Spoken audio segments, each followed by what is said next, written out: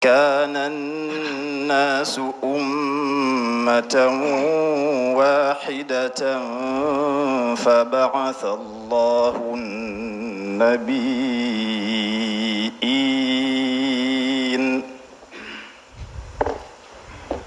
أعوذ بالله من الشيطان الرجيم. بسم الله الرحمن الرحيم.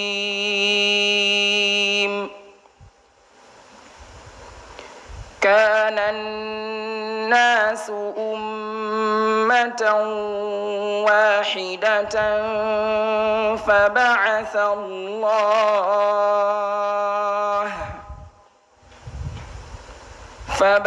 الله النبيين مبشرين ومنذرين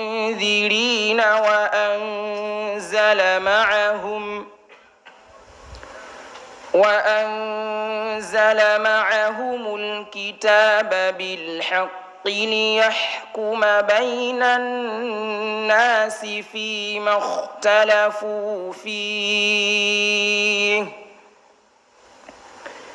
وما اختلف فيه إلا الذين أوتوه من بعد ما جاءتهم البينات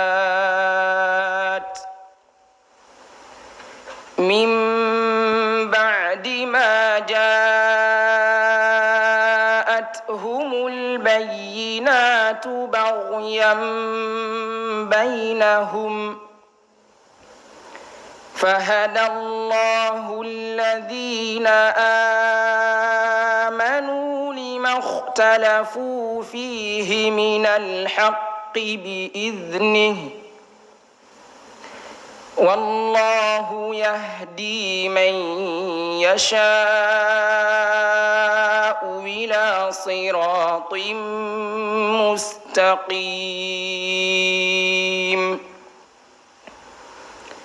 أم حسبتم أن تدخلوا الجنة ولما ياتكم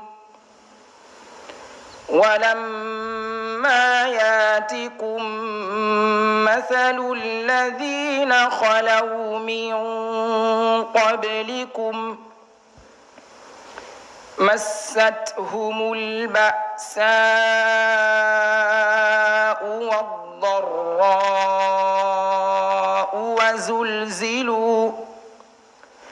وزلزلوا حتى يقول الرسول والذين آمنوا معه متى نصر الله ألا إن نصر الله قريب. يسألونك ماذا ينفقون قل ما أنفقتم من خير فللوالدين والأقربين واليتامى والمساكين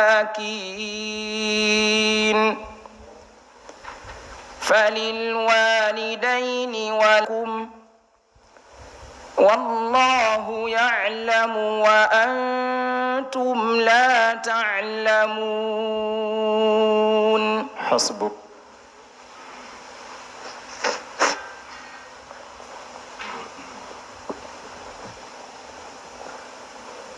السؤال الثاني. اقرأ قوله تعالى: فلما سمعت بمكرهن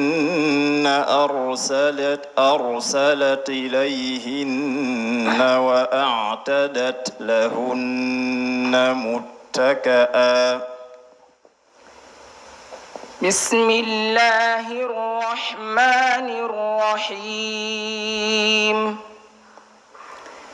فلما سمعت بمكرهن أرسلت إليهن وأعتدت لهن متكأ وآتت كل واحدة منهن سكينا وقالت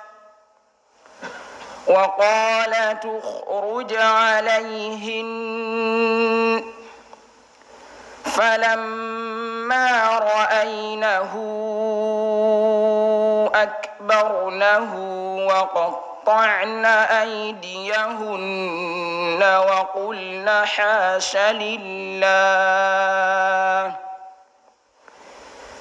وقلن حاش لله ما هذا بشرا إن هذا إلا ملك كريم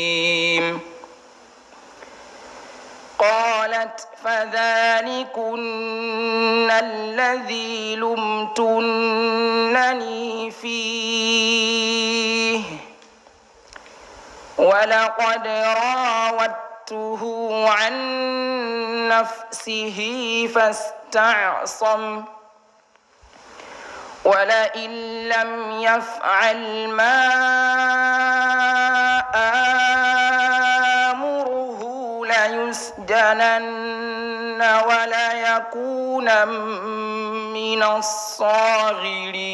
الصاغرين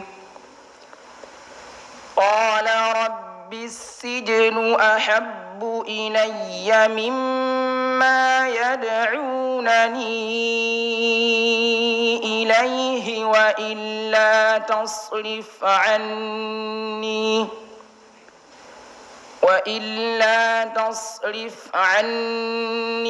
كيدهن أصب إليهن وأكن من الجاهلين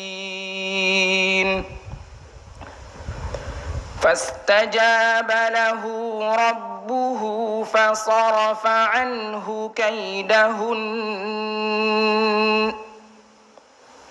إنه هو السميع العليم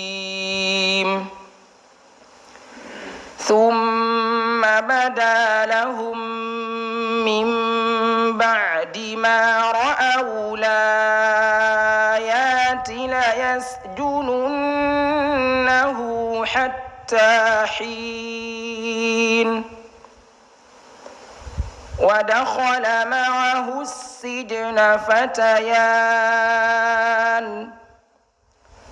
قال أحدهما إني أراني أعصر خمرا وقال الآخر إني أراني أحمل فوق رأسي خبزا تأكل الطير منه نبئنا بتاويله إنا نراك من المحسنين قال لا يأتيكما طعام ترزقانه إلا نبأتكما بتاويله قبل أن يأتيكما ذلكما مما علمني ربي إني تركت ملة قوم لا يؤمنون بالله وهم بالآخرة هم كافرون. حسبك. السؤال الثالث اقرأ من بداية سورة فاطر. بسم الله الرحمن الرحيم. الحمد لله فاطر السماوات والأرض جاعل الملائكة